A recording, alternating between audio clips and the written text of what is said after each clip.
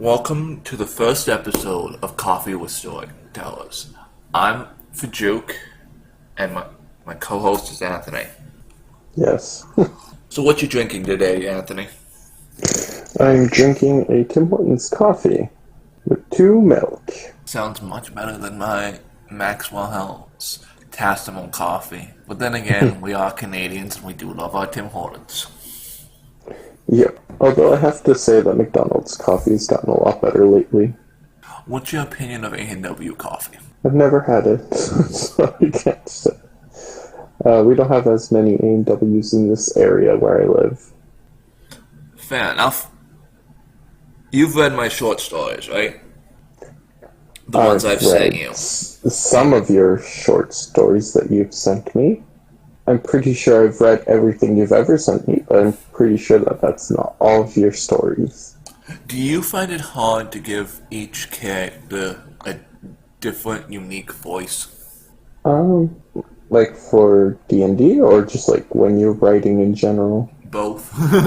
When it comes to D&D, it's not necessarily the accent that you're using. It is sometimes the mannerisms and the use of words and diction that can give an aura to a character.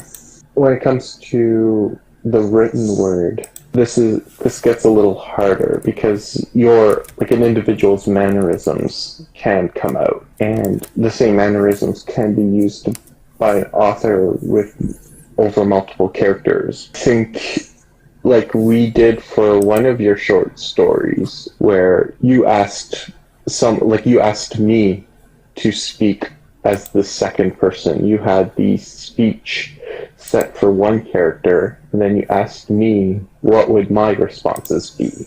Yeah, diction is very important.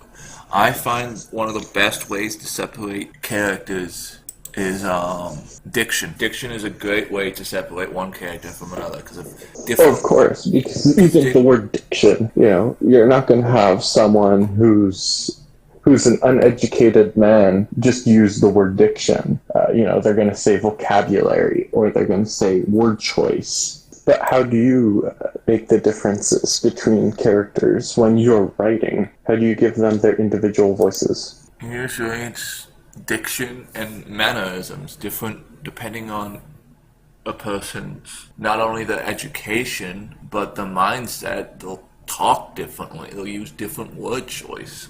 Mm-hmm. Like, I'm pretty sure you have coworkers that have that speak differently than you do.